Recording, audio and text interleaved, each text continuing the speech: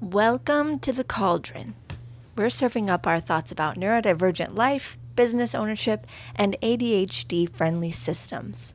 Let's see what's bubbling today. We started this last week because Angelina asked us to talk about what ADHD looked like when we were kids, what it looks like now as adults, and what it is like parenting neurodivergent kids. We decided to break it down into 3 parts. 3 separate episodes. We found out late into the first episode that we were splitting this into 3 episodes. It was getting really long. So what we're covering today is the adulthood part of it. Yes. Which is kind of hard, I think it's going to be kind of hard for me to separate parenthood and adulthood because I have been a parent for most of my adult life. That's interesting to think about. Yeah, I haven't thought of it that way. So we're going to start and we'll just see how far we get. Sound good? Yeah, I'm for it. Okay, so what neurodivergence more broadly looks like now as adults? How does ADHD show up differently now versus childhood? Well, I know I have it now. Sure. So that makes it very different because I'm not actively masking as an adult. But let's go back to the beginning of adulthood. Very much the same patterns as childhood, where I was seeking approval by being high performing, by being like a high achiever. That lasted a decent chunk of my adulthood thus far. I think that pre-diagnosis, I was just masking full time, trying to maintain that high achiever persona until I really couldn't anymore. It's also hard because, we didn't talk about this last time, and maybe we should have, but there are large chunks of my childhood that I can't remember. Probably should have thought about this before we did this episode because I'm struggling to remember things. I feel like it was a natural progression from childhood to adulthood, and and I felt like I was kind of a letdown. People had really high expectations for me based on how well I did as a kid, based on my grades as a kid, and based on what I did in high school. People had really high expectations and really high hopes for what I was going to do as an adult. And from the moment I turned 18, I felt like I was not living up to those expectations. I was not living up to those hopes. Who was hoping? Who was expecting?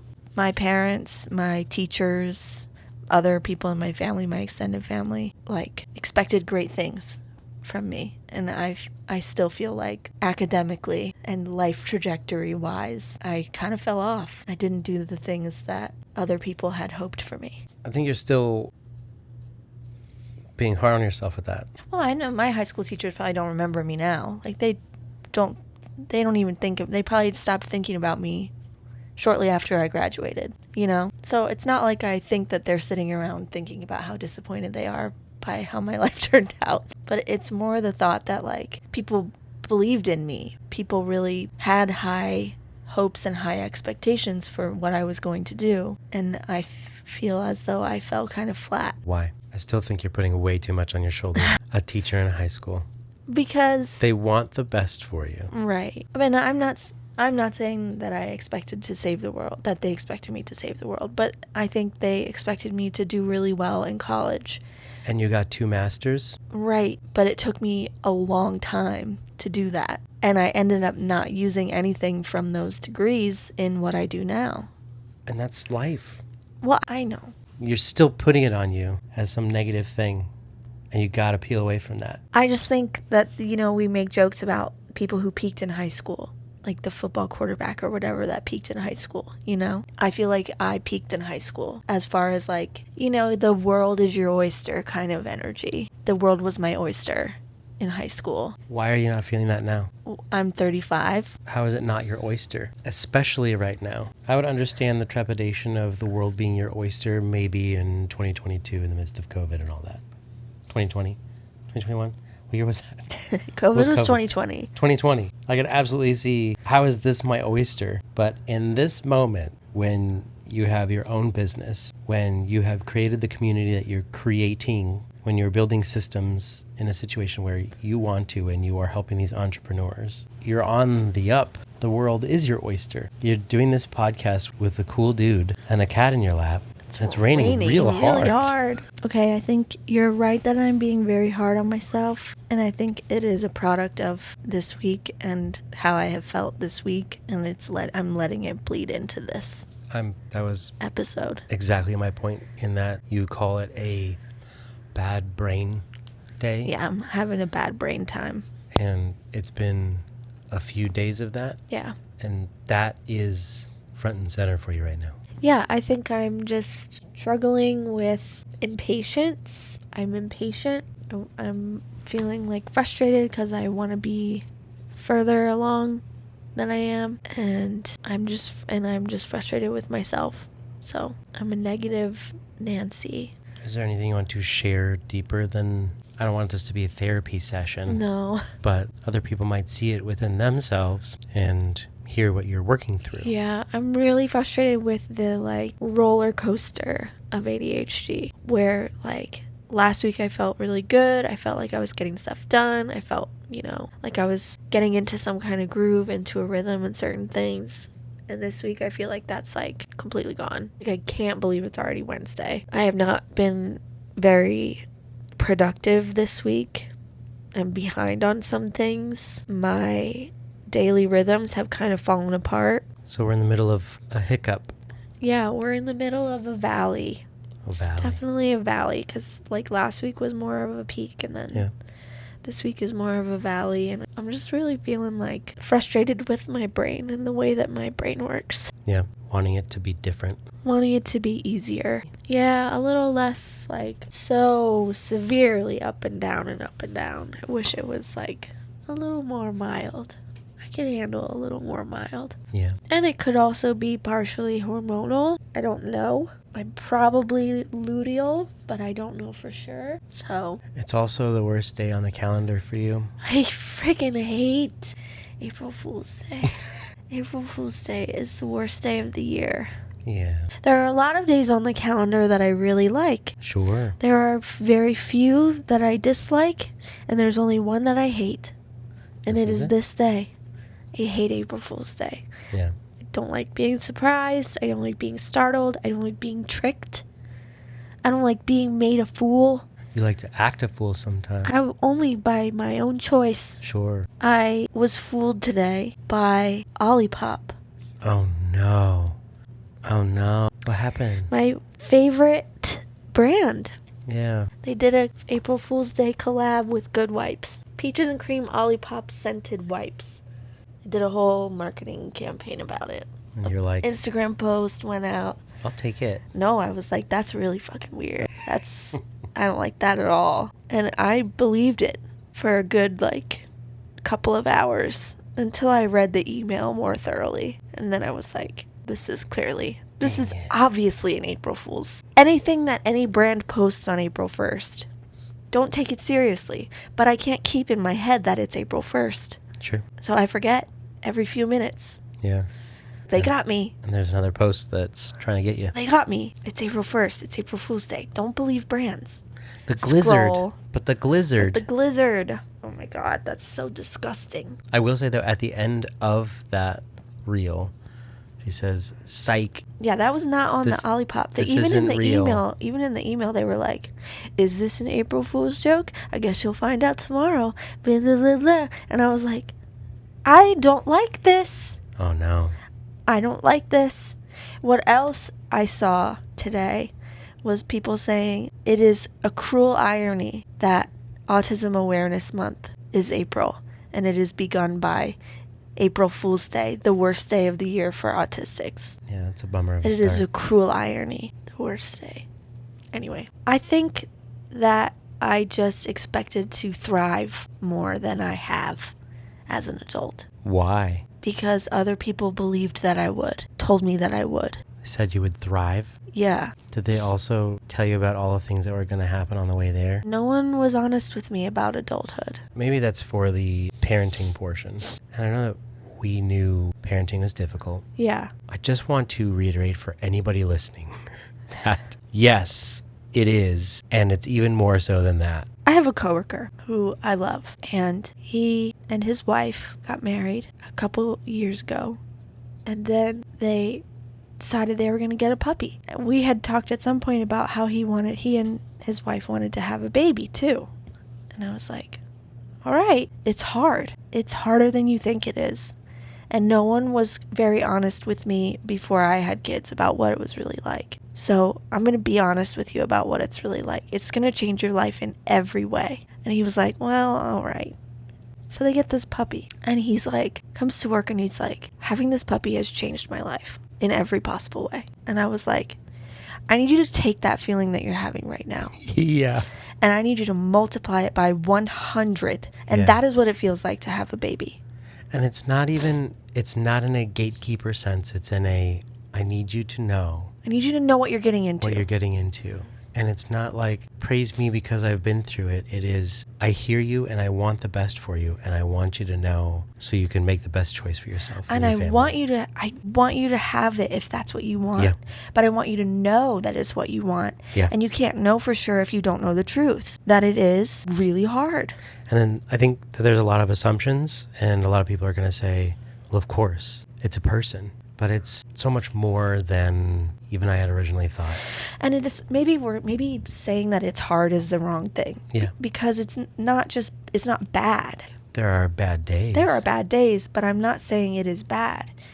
But it will change your life in ways that you did not anticipate. Anyway, that's beside the point. Just on the subject of things being different than I thought they were going to be. Originally anticipated. Right. Yeah. You talked a bit about masking and now unmasking. Do you think that you don't mask anymore, period?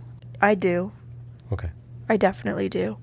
I just did a reel about this. That I think that there are ways that I'm going to be unmasking for the rest of my life. Yeah. It is not something that you just complete. I think I'm way better than I was. But it's definitely like something where if I'm going out and interacting with people, especially people that I don't know, I'm definitely masking. I do wonder what the ratio is. Sorry, let me explain. Let's say you're going out and it's a group of, let's say 5 people. You and 5 people. If they're all 5 people that you know, you're not masking. If it's 4 people you know and 1 person you don't, are you masking some of the time or not at all? You're doing the calculus? Yeah. It's so dependent on who the people are, where we are, how I'm feeling, if I feel safe in the situation. So you could still be masking if you're going out with those 5 people you know. Yeah, I could be. Yeah. Just because I know them doesn't mean I feel safe. Safe in letting my guard down completely, being exactly who I am and not like putting on a face. In that moment. Yeah. Okay. Yeah. I'm reminded of the Coldplay song. Was it The Scientist? Nobody said it was easy, but no one ever said it would be this hard. Oh, that's deep. No one ever said it would be this hard.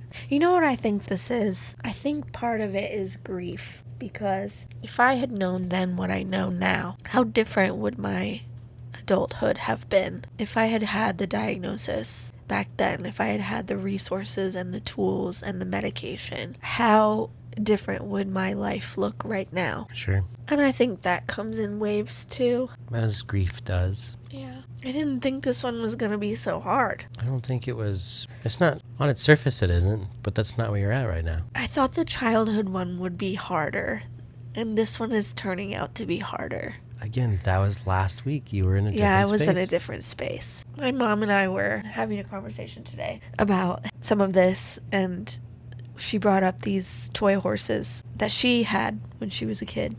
And then she gave them to me, and I played with them. And she said, I wonder whatever happened to those. And I said, I think that we gave them to Amy, and they got destroyed because Amy was a force of destruction. But she was like, I remember saving my money to go to the toy store and buy these horses. I was like, yeah, and then they were mine, and I just lined them up. That's what I did with the horses. I lined them up in order of size. And I was like, boy, if I had been born just 15, 20 years later, everybody would have been like, that kid has autism. But it was the 90s, and that's what my mom said. My mom was like, we didn't even know what autism was. Yeah. And because both my parents are neurodivergent, they thought it was normal. And so they were like, oh, she's just like her dad, you know? The part of your adulthood that you spent undiagnosed. How do you take that part of your life and sort of reconcile it with what you know now and use it to shape your current experience? How do you let it inform what you do? Just because you are wearing a mask doesn't mean you haven't learned something about these social situations and what is perceived good and perceived bad in these situations. And so that's all things that, I like to picture it as like, your correlation and causation graph and all that stuff. It's like, oh, I know not that when I wore this mask, this is what happened, but like in this situation, more people have been angry or upset when I have answered in this way than when I've answered in that way. So like all that knowledge is still correct in that you've lived it. It's still an experience you've had. Right. You're just, maybe now you get to be you unmasked and just understand that people are going to have their own. Yeah. And it's not my job to mitigate their responses. That is insanely difficult. That's really hard. But I'm not in charge of their emotions. Yeah. I'm not in charge of their reactions. I can only do what I can do. Mm-hmm. So I think the answer is that it's still you. I know. It's more, I think it is the grief. Oh. And how do I take the grief that I feel now for all that time that I spent not knowing these things about myself, not understanding myself, and how do I contextualize that and assimilate it? We didn't even get to like paying bills. We have not been on any rails. We're not on a rail. This is a railless episode. Sorry about it. What would make adulthood so much easier is having a lot more money. I'm not going to leave that in the episode. Maybe I will. Because if I could pay somebody to come and clean, if I could pay somebody to come and cook, if I had an assistant that could help me with opening mail and paying bills and doing my taxes, if I could outsource my executive function, I would feel so much more competent. Are you sure? Why did you ask me that? Because I know that there's a part of you that if you had all that, you would be sitting here at some point going, I can't even do, I have to pay someone to do.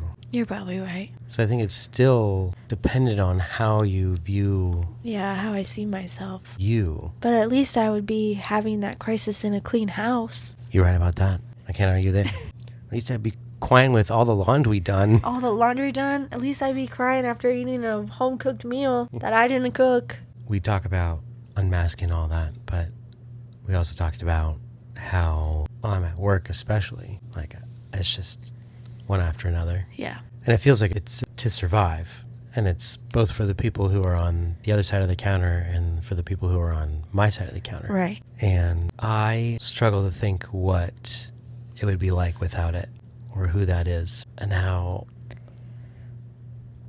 I don't know why, but a manila envelope is what like popped into my head. Like if I don't have anything, just a manila envelope. I don't think that's true at all. But I don't know what it is. Like you don't know who you are without the mask? Yeah, like what's the base layer? So this is something that I have thought about, and something that I'm constantly afraid of is when we married, was the person you were expecting to be with the rest of your life? Like, was that a mask of mine, or was that like the me? And did I know? And what was I doing? And the person I am today, I fear, is not the person you joined forces with. And yeah. Well, you're not. We've been married for 13 years. If I had gone into marriage thinking that you were going to stay exactly the same, that would be a huge mistake on my part. Sure, and I can appreciate that. I think that there are still some things that maybe were expected as, like, this is what I love about him. Yeah. You know, because for those who don't know, we knew going on dates. We knew each other for 6 months before we got married. Yeah. Like, we met in April and got married in November. Yeah. So, like, there's a lot of, like, crash test there where it's like, this is who he is. This is who he is at his core. And that's why this is how it's going to work. I don't think that I was 21 years old. Yeah. I don't think that I was thinking that deeply about it. I was thinking that you were at your core a very decent man. The base layer. Is a decent man. A decent man. That you had a great relationship with your mom. That was important. And I knew that you were not afraid to be vulnerable, not afraid to open up and talk openly. And that was important to me. You made me laugh. That still pops into my head.